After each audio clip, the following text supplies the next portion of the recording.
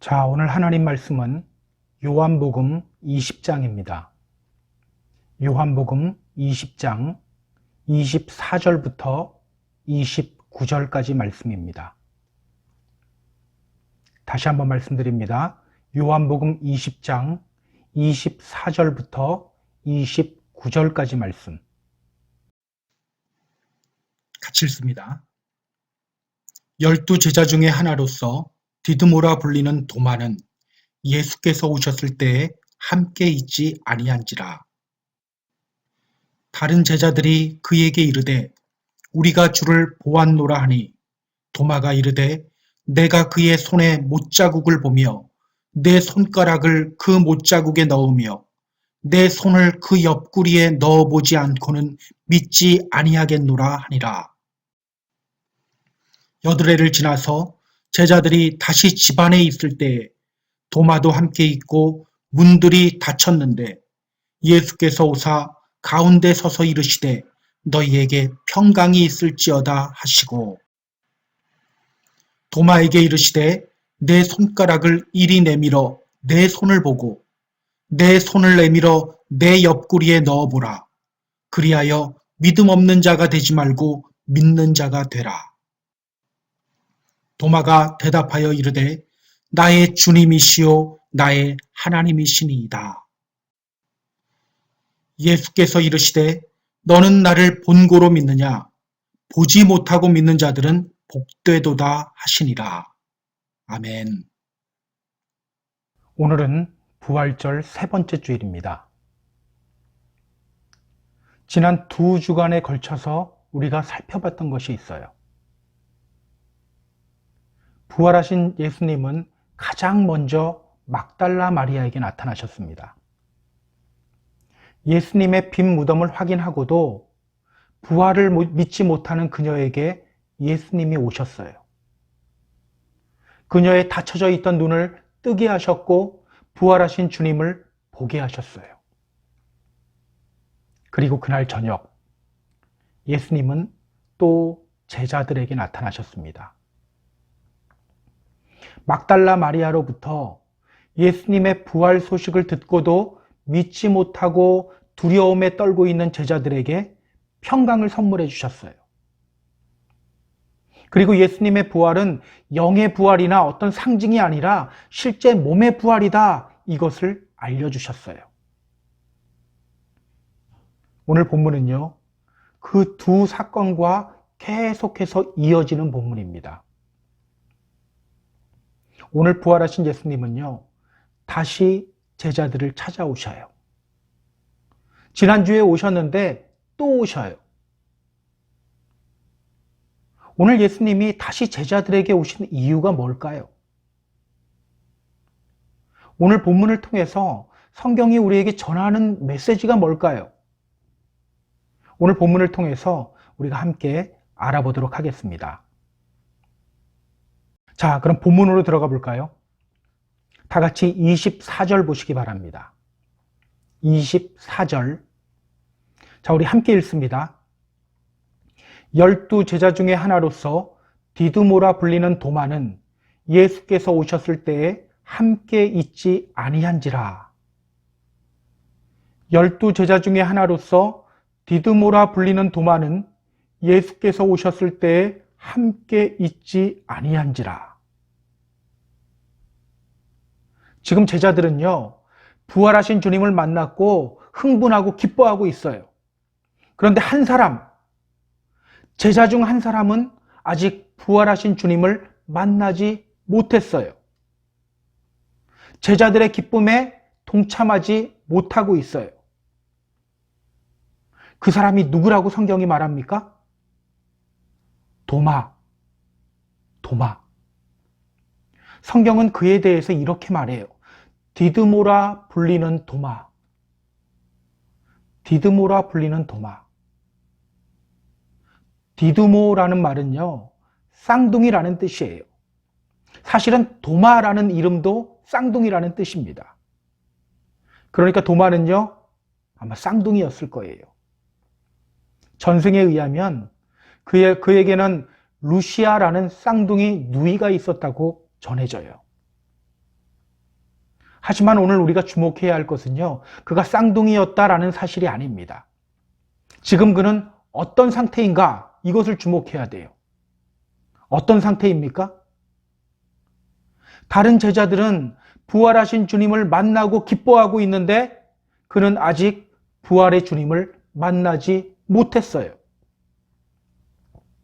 다른 제자들이 누리고 있는 기쁨에 동참하지 못하고 있어요. 오늘 우리는 이러한 도마의 모습을 눈여겨봐야 돼요. 왜 그는 부활의 주님을 만나지 못했을까요? 왜 제자들이 누리고 있는 이 기쁨에 동참하지 못하고 있을까요? 성경은요, 그 이유에 대해서 이렇게 말합니다. 도마는 예수께서 오셨을 때에 함께 있지 아니한지라. 도마는 예수께서 오셨을 때에 함께 있지 아니한지라. 부활하신 주님이 오셔서 평강을 선물하고 기쁨을 선물할 때 그는 그 자리에 없었어요. 그렇기 때문에 그는 부활하신 주님을 아직 만나지 못했고 다른 제자들이 누리는 이 기쁨에 동참하지 못하고 있었던 겁니다. 그럼 우리 한번 이런 질문을 던져봤으면 좋겠어요. 왜 도마는 예수님이 오셨을 때 그 자리에 없었을까? 왜 도마는 예수님이 오셨을 때 그 자리에 없었던 걸까요? 뭔가 바쁜 일이 있었던 걸까요? 예전에는요, 이 부분을 묵상할 때 이 질문을 던지지 않았었어요. 그냥 뭔가 바쁜 일이 있었겠지, 이렇게만 생각했어요. 그런데 이번에 이 말씀을 묵상하면서 문득 이런 의문이 들었어요. 왜 도마는 그 자리에 함께 있지 않았을까? 왜 도마는 부활하신 예수님이 오셨을 때 다른 제자들과 함께 있지 않았을까? 여러분, 지금 제자들은요, 자기 마음대로 어디를 돌아다닐 수 있는 상황이 아닙니다. 예수님을 죽였던 유대인들이 제자들도 잡아 죽일지 모르는 아주 위험한 상황이에요. 그래서 제자들은요, 함께 모인 채 모든 문들을 굳게 걸어 잠그고 있었던 거예요. 그런데 도마는 이때 제자들과 함께 있지 않고 그 자리를 떠나 있었던 거예요. 왜일까요? 왜일까? 여러분은 그 이유가 뭐라고 생각하세요? 왜 도마는 제자들을 떠나 있었던 걸까요? 오늘 본문에는 그 이유가 나오지 않아요.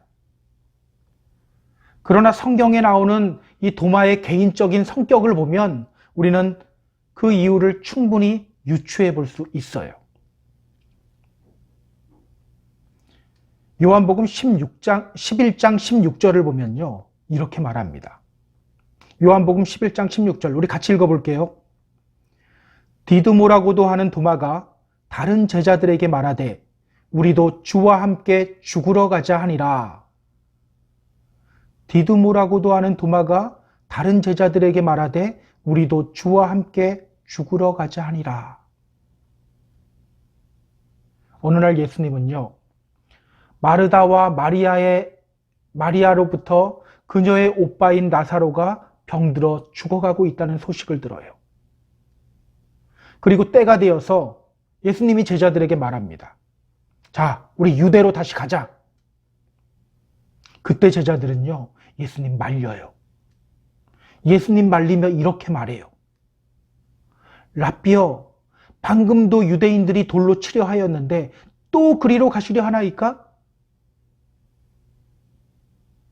얼마 전에 예수님이 예루살렘에 갔을 때 유대인들이 예수님을 돌로 치려고 했거든요. 그래서 제자들은요, 예수님을 말렸던 거예요. 예수님, 유대인들이 예수님 돌로 치려고 했는데 그리로 가자고 하면 어떻게 합니까? 그러다 죽습니다. 절대 가면 안 돼요. 그런데 그때 도마가 나서며 했던 말이 바로 아까 우리가 읽었던 요한복음 11장 16절이에요. 우리도 주와 함께 죽으러 가자. 우리도 주와 함께 죽으러 가자. 그러니까 도마는요, 예수님을 위해 목숨까지도 내놓을 각오를 했던 사람이었어요. 우리는 도마를 보면서 저런 의심 많은 도마 이렇게 저평가를 내리는데, 실제로 도마는요, 예수님에 대한 충성심이 아주 강했던 사람이에요. 의리가 있었던 사람이에요. 남자 중에 남자, 상남자였어요. 그런데 여러분, 이런 도마가 어떻게 했습니까? 예수님이 잡히실 때 도마는 뭐를 했나요? 그의 말대로 주님과 함께 죽으러 갔습니까? 그렇지 않죠. 그는 두려워서 도망을 쳤어요. 다른 제자들이 예수님 말릴 때 우리도 주와 함께 죽으러 가자 이렇게 선동했던 그가 그만 도망치고 말았어요. 그렇게 예수님은 십자가에 달려 처참하게 죽으셨고, 주님과 함께 죽자라고 외쳤던 그 자신은 지금 멀쩡히 살아있어요. 지금 도마는요, 그랬던 자신이 너무나도 부끄러운 상황이에요. 그때 내가 괜히 그 말만 하지 않았어도, 그때 내가 괜히 그 말을 해가지고 자꾸 이런 생각이 들며 마음이 괴로운 상태예요. 다른 제자들 볼 면목도 없어요. 다른 제자들이 예수님 말릴 때 그때 내가 그냥 가만히 있었어야 됐는데 내가 왜 그 말을 꺼냈을까? 막 이런 자책감이 들기도 했을 거예요. 마치 다른 제자들이 자신을 향해 손가락질하면서 이렇게 말하고 있는 것처럼 느껴졌을지도 몰라요. 너가 그때 그 말만 하지 않았어도, 너가 그때 그 말만 하지 않았어도 예수님 죽지 않았을지도 몰라. 이런 생각들이 들면서 도마는 제자들과 함께 있을 수가 없었던 거예요. 괴로운 심정으로 다른 곳에 있었던 겁니다. 여러분, 이런 도마의 모습이 어떻게 보입니까? 이런 도마의 모습이 어떻게 보여요? 한편으로는 이해가 가죠. 왜냐하면 우리도 이럴 때가 있어요. 나에게 실망하거나 나의 믿음의 약함이 드러나게 되었을 때 우리는 자연스럽게 믿음의 공동체를 떠나고 싶은 마음이 들어요. 그런데 여러분, 오늘 우리가 봐야 할 것은요, 그렇게 그가 제자들과 떨어져 있음으로 인해 어떤 결과가 나타났느냐예요. 이유야 어떻든 그렇게 그가 모임에서 혼자 떠나 있었던 결과가 어떤 결과로 나타났습니까? 지금 제자들은 부활하신 예수님 만나고 기쁨 누리고 있는데 그는 그렇지 못해요. 여전히 괴로움 가운데 있어요. 여전히 두려움 가운데 있어요. 다른 사람들은 부활의 주님을 만났는데 그는 여전히 부활의 주님을 만나지 못하고 있어요. 여러분 기억하세요. 이것이 바로 믿음의 공동체를 떠난 결과예요. 우리 믿음은요, 공동체를 떠나서는 절대로 이루어지지 않아요.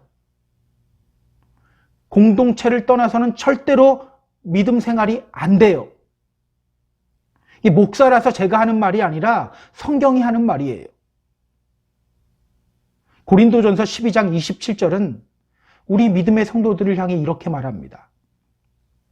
너희는 그리스도의 몸이요 각 지체의 각 부분이라. 너희는 그리스도의 몸이요 지체의 각 부분이라. 너는이 아니에요. 너희는이에요. 너희는 그리스도의 몸이다. 다시 말하면 나 한 사람으로는 절대로 그리스도의 몸이 될 수 없다는 겁니다. 지체 하나를 가지고 몸이라고 하지 않죠. 팔 하나 갖고 몸이라고 하지 않죠. 팔과 다리 모든 지체가 한 자리에 모였을 때 그것이 몸이 되는 거예요. 마찬가지입니다. 나 하나로는요 절대 온전한 믿음의 사람이 되지 못해요. 여러 지체가 모여서 그리스도의 몸을 이루게 되는 거예요. 어떤 사람들은 이렇게 말해요. 교회만 가면 이상하게 상처를 받아요. 차라리 그냥 혼자 성경 읽고 말씀 들으며 신앙생활 하겠습니다. 저는요, 그냥 혼자 마음 편하게 그냥 미국 교회나 다닐게요. 그런데 여러분, 그건 그냥 성경 공부지 믿음 생활은 아닙니다. 믿음 생활 아니에요. 그렇다고 오해하지는 마세요. 미국 교회 다니는 것이 잘못되었다고 말하는 것이 아닙니다. 믿음 생활은요, 반드시 공동체 안에서 이루어져야 한다는 것을 말하는 거예요.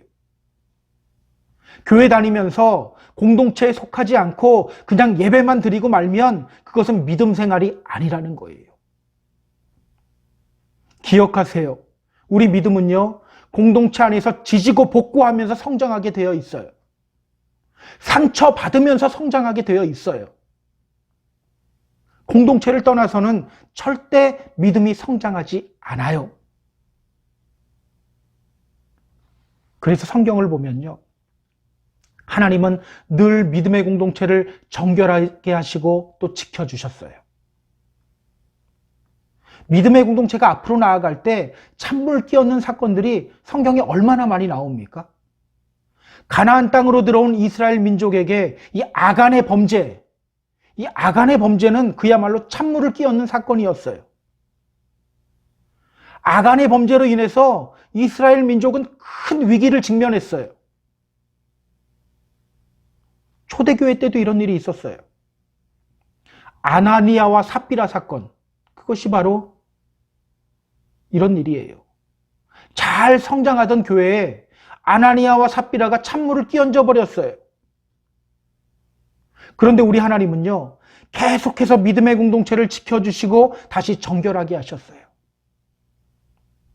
여러분, 역사적으로 교회가 잘못했던 적이 얼마나 많습니까? 야, 너희들 잘못했으니까 이제 끝! 쓸어버려! 이것이 아니었죠. 그럼에도 불구하고 하나님은 믿음의 공동체를 끝까지 지켜주셨어요. 왜?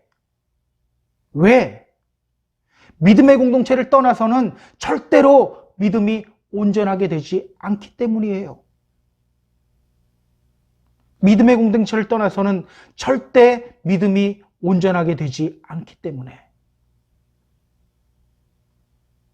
그래서 여러분, 우리는요, 이런 말 함부로 해서는 안 돼요.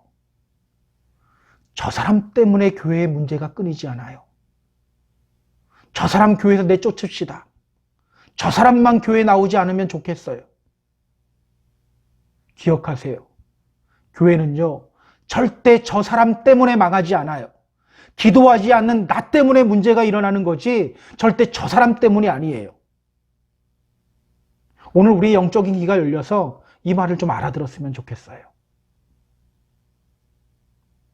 자, 그렇다면 여러분, 오늘 우리는 어떻게 믿음 생활해야 합니까? 저 모임에 가면 내가 싫어하는 사람이 오지 나 안 가. 이게 아니에요. 저는 교회 안에서 이런 소리가 들릴 때마다 정말 마음이 안 좋아요. 우리는 어떻게 해야 합니까? 늘 모이기를 힘써야 돼요. 늘 모이기를 힘써야 돼요. 히브리서 10장 24절 25절은 말합니다. 서로 돌아보아 사랑과 선행을 격려하며 모이기를 패하는 어떤 사람의 습관과 같이 하지 말고 오직 권하여 그날이 가까움을 볼수록 더욱 그리하자. 모이기를 패하는 사람이 아닌 모이기를 힘써야 한다고 말합니다. 주님의 이름으로 부탁드립니다. 모이기를 힘쓰시기 바랍니다. 지금은 우리가 이 코로나 바이러스로 인해서 모이지 못하고 있죠. 하지만 여러분, 모임을 사모하며 기도하시기 바랍니다. 이번 주는요, 서로 전화로 안부도 좀 물어보세요. 서로 축복하며 기도도 해주세요. 그렇게 늘 모임 속에서 주님 만나고 그 속에서 다시 생명 얻고 달려나가는 힘을 얻는 저와 여러분이 되기를 주님의 이름으로 소망합니다.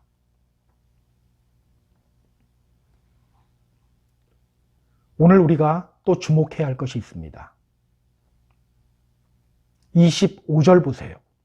자, 25절 함께 읽습니다. 다른 제자들이 그에게 이르되 우리가 주를 보았노라 하니 도마가 이르되 내가 그의 손에 못자국을 보며 내 손가락을 그 못자국에 넣으며 내 손을 그 옆구리에 넣어보지 않고는 믿지 아니하겠노라 하니라. 오늘 우리는요, 부활의 소식을 들었을 때 도마가 보였던 이 태도를 눈여겨봐야 돼요. 예수님을 만난 제자들이 도마에게 말해요. 우리가 주님 봤어. 우리가 주님을 봤어. 그때 도마가 뭐라고 합니까? 내가 예수님의 못 박혔던 손에 내 손가락 넣어보고 창에 찔렸던 예수님의 옆구리에 내 손을 넣어보지 않고서는 절대로 믿지 않을 거야.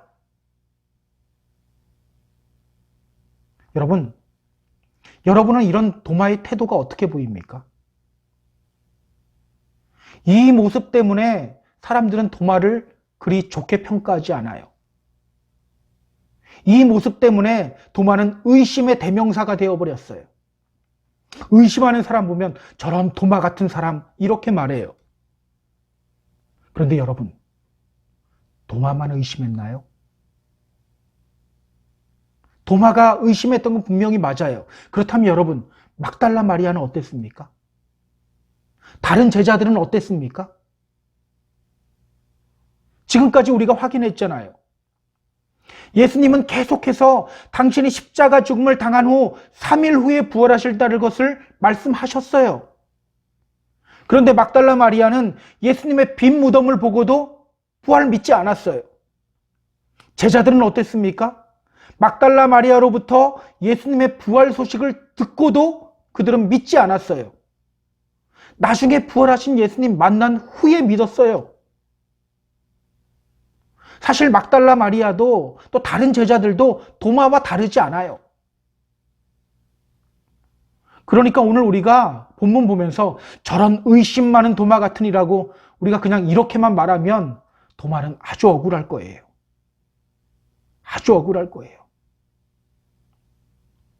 여러분, 오늘 본문이 우리에게 보여주는 것은요, 단순히 도마의 의심이 아닙니다. 오늘 성경이 도마의 태도를 통해 우리에게 말하려고 하는 것이 뭘까요? 오늘 도마가 하는 말을 다시 한번 주목해 보세요. 내가 그의 손에 못자국을 보며 내 손가락을 그 못자국에 넣으며 내 손을 그 옆구리에 넣어보지 않고는 믿지 아니하겠노라. 바로 도마의 솔직함이에요. 모르면 모른다고 할 줄 알고 믿어지지 않으면 믿어지지 않는다고 말할 수 있는 용기를 가진 사람이 바로 도마였어요. 도마는 솔직했던 사람이에요. 요한복음 14장을 보면요, 이런 도마의 성격이 자세히 나와요. 우리 요한복음 14장 1절 한번 볼까요? 요한복음 14장 1절부터 4절까지를 우리가 함께 읽어보겠습니다.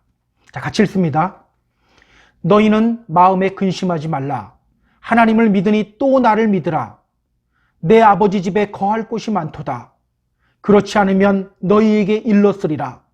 내가 너희를 위하여 거처를 예비하러 가노니 가서 너희를 위하여 거처를 예비하면 내가 다시 와서 너희를 내게로 영접하여 나 있는 곳에 너희도 있게 하리라.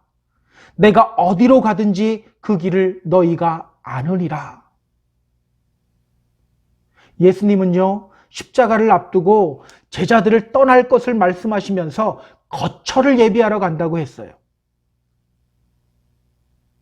여러분, 이때 제자들이 예수님의 이 말씀 알아들었을까요? 그들은요, 알아듣지 못했어요. 그러면서도 그들은 아무 말 하지 않고 그냥 있었어요. 아마 가만히 있으면 중간은 가겠지, 이런 마음이 그들에게도 있었던 것 같아요. 그런데 그때 도마가 벌떡 일어나요. 주님께 질문 던져요. 요한복음 14장 5절을 보면요, 이렇게 말합니다. 도마가 이르되 주여 주께서 어디로 가시는지 우리가 알지 못하거늘 그 길을 어찌 알겠사옵나이까? 주님은 우리가 그 길을 안다고 하는데 전 모르겠는데요? 전 몰라요. 이렇게 반응해요. 저 솔직히 이렇게 솔직하기도 쉽지 않거든요. 정말 솔직한 사람이었어요. 그러니까 오늘 성경은요, 너희들은 절대로 도마처럼 의심하면 안 돼. 이것을 강조하기보다는 너희들 도마처럼 솔직해야 돼. 모르면 모른다고 할 수 있어야 하고, 믿음이 약하면 그 약함을 솔직하게 드러낼 수 있어야 해. 이것을 강조하고 있는 거예요. 여러분, 우리 안에 믿음의 모습만 있나요? 우리 안에 믿음의 모습만 있습니까? 그렇지 않죠. 불신앙의 모습도 있어요. 우리는 믿으면서도 끊임없이 의심을 해요. 저는 그 주님 한 분만으로 나는 만족해라는 찬양이 있죠. 그 찬송할 때마다 가끔 막 찬송이 끝나고 나면 마음에 그 가책이 생길 때가 있어요. 난 정말 주님 한 분만으로 만족하나?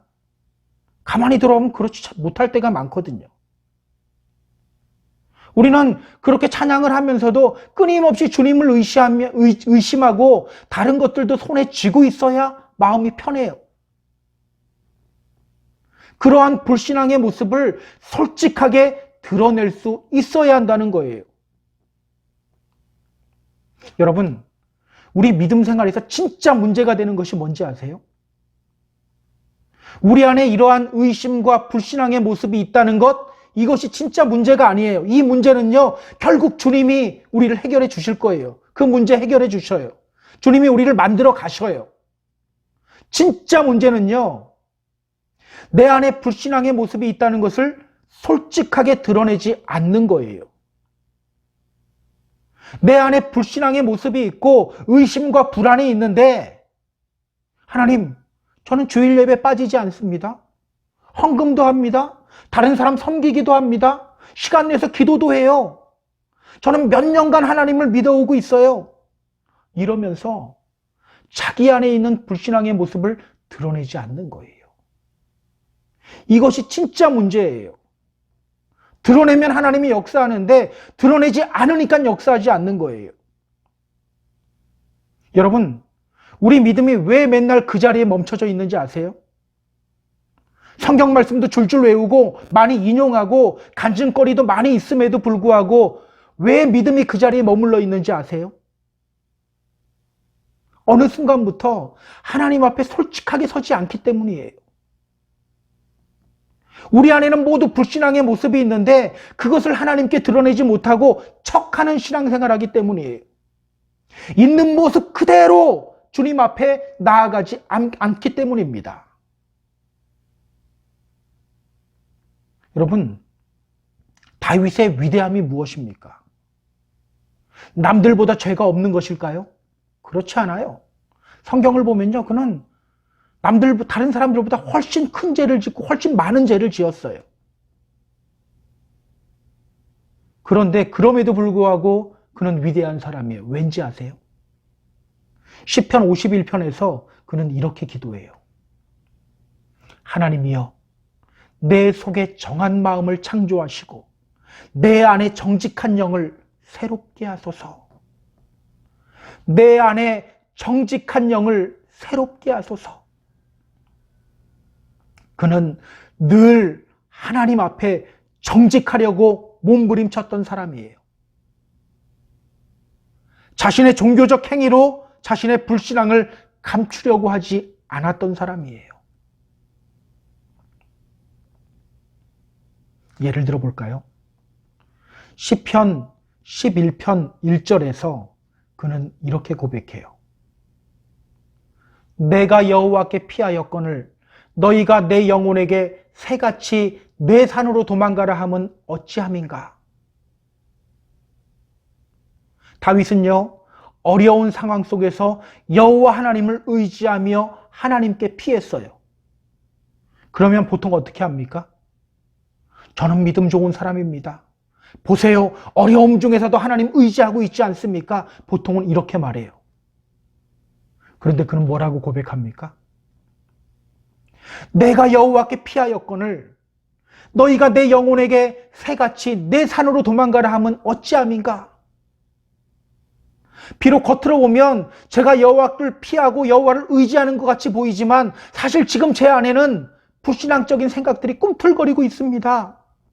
하나님을 의지하지 말고 사람을 의지하고 힘을 의지하라는 목소리가 제 안에서 들리고 있습니다. 지금 이렇게 고백하고 있는 거예요. 여러분, 이렇게 고백하기가 쉽나요? 절대 쉽지 않아요. 보통은 어떻게 합니까? 내 마음에 온갖 불신앙의 모습이 있고 또 다른 사람을 향한 미움이 있는데도 우리는 이렇게 말해요. 그래도 나는 주일 예배 나오니까 믿음 있는 사람이야. 그래도 나는 이런 은사 받은 사람이니까 믿음 있는 사람이야. 이렇게 자기 스스로를 위로해요. 반면 다윗은요, 아주 솔직하게 있는 모습 그대로 하나님 앞에 섰던 거예요. 기억하세요. 오늘 이 모습이 우리들의 모습이 되어야 합니다. 내 안에 불신앙이 있죠? 있잖아요. 하나님 앞에 다 아뢰야 합니다.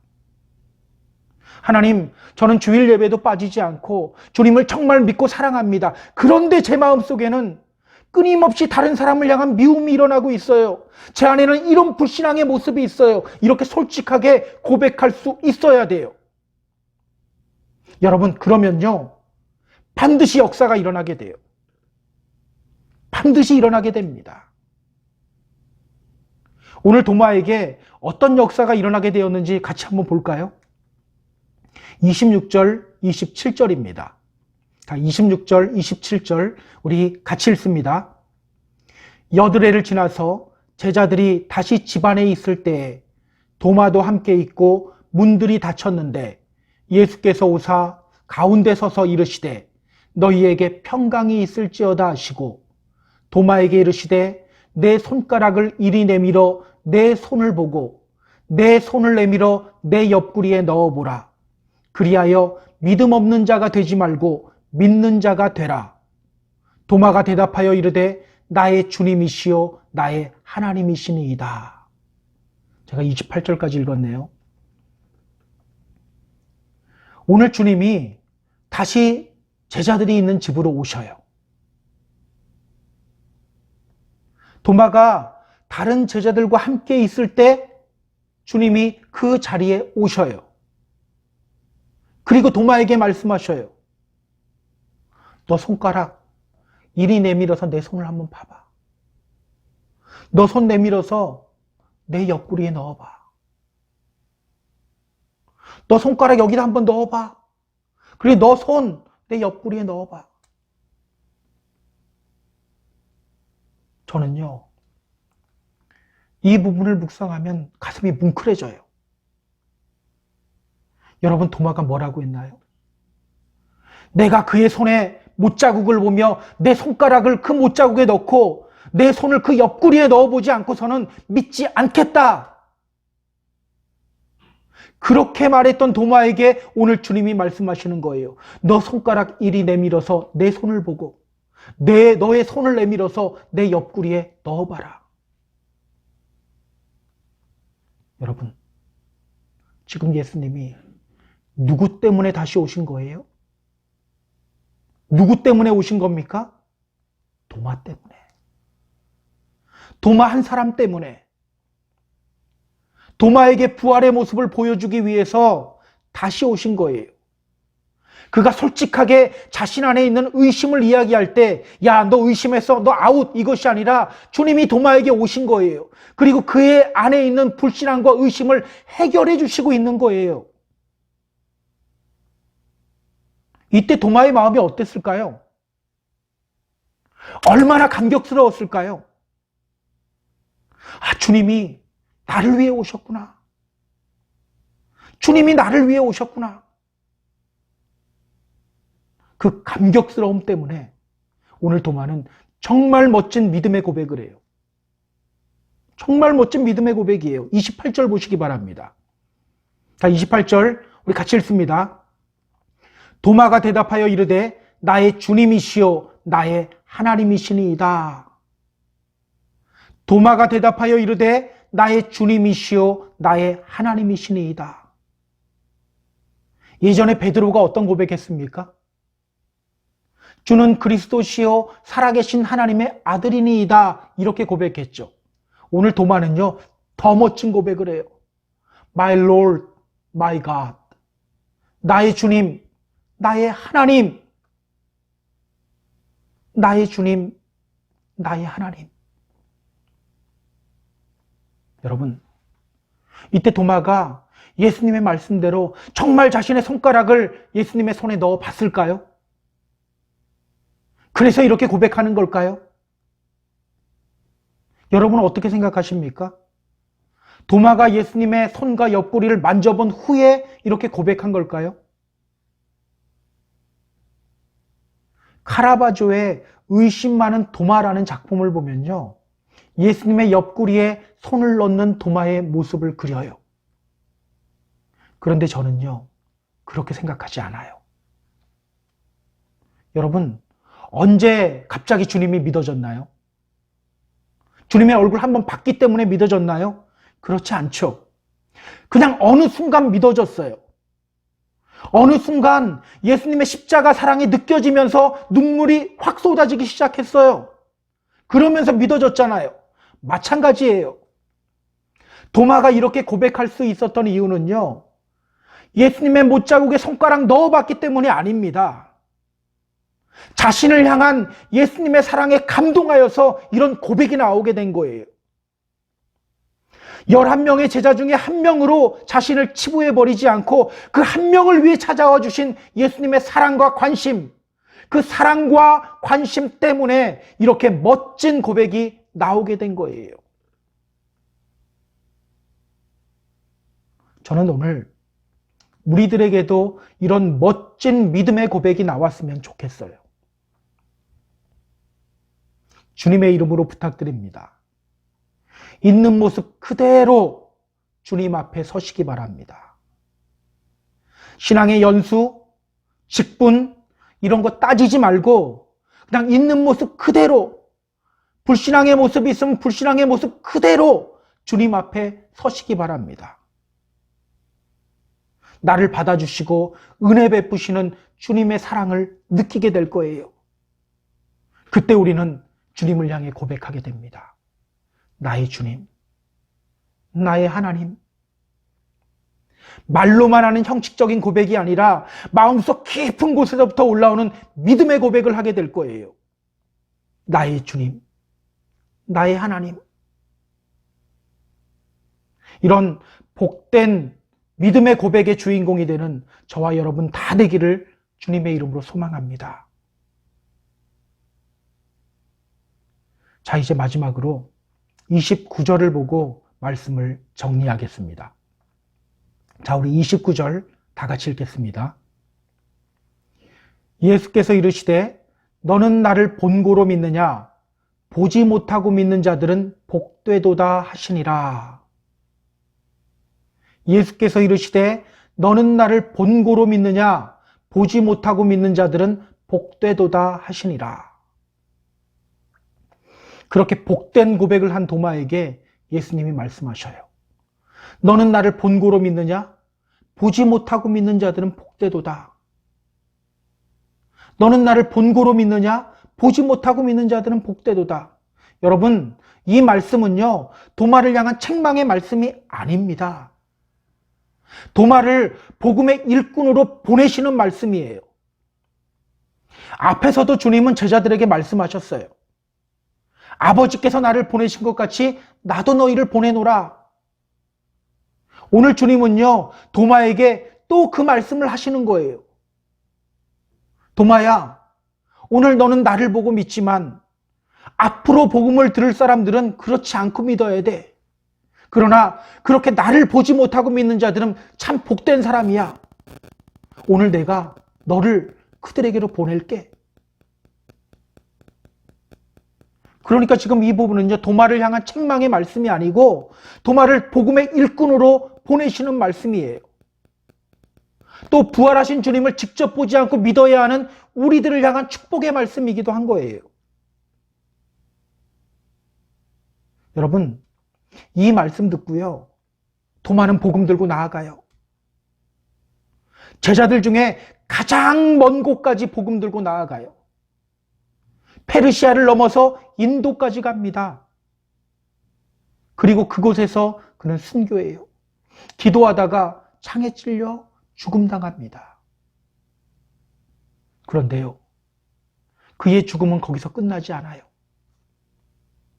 그가 순교한 곳이 지금 인도의 첸나이라는 도시예요. 현재 이곳에는요, 성도마교회가 있어요. 인도는 힌두교의 나라죠. 그래서 기독교 신자가 많지 않아요. 13억 인구 중에 3,900만 명이 기독교 신자예요. 그런데 신기한 것은요, 이 중 절반이 2천만 명이 이곳 첸나이를 포함한 그 근처 지역에 몰려 있어요. 도마 한 사람의 헌신으로 이런 놀라운 일이 일어나게 된 거예요. 사랑하는 펜사콜라 한인교회 성도 여러분, 저는 오늘 도마의 모습이 우리에게 큰 도전이 되었으면 좋겠어요. 늘 모이기를 힘쓰시기 바랍니다. 우리 안에 있는 불신앙의 모습, 의심의 모습 다 주님께 드러내시고 있는 모습 그대로 주님 앞에 서시기 바랍니다. 주님의 놀라운 사랑이 부어지게 될 것입니다. 그 사랑으로 이 믿음의 길을 걸으며 부활의 증인으로서의 삶을 살아가는 저와 여러분 다 되기를 주님의 이름으로 축복합니다. 우리 다 같이 기도하겠습니다. 하나님, 오늘 우리 안에 불신앙의 모습이 있습니다. 늘 하나님 앞에 그 모습 그대로 서는 저희들 되기를 원합니다. 늘 모이기를 힘쓰며 그 모임 안에서 척하는 신앙이 아니라 늘 나의 약함을 하나님 앞에 드러내는 믿음으로 나아가는 저희들 되기를 원합니다. 그때 우리는 우리를 향한 하나님의 사랑을 느낄 수 있습니다. 그때 우리는 죄인인 나를 향해 부어지는 하나님의 은혜를 느낄 수가 있습니다. 그 주님의 사랑과 은혜로 말미암아 이 믿음의 길 사명자로서 온전히 달려나아갈 수 있게 됩니다. 이런 복된 믿음 생활, 부활의 증인이 된 삶을 살아가는 우리 모두로 인도하여 주시옵소서. 이 모든 말씀 우리 주 예수님 이름으로 기도드렸습니다. 아멘.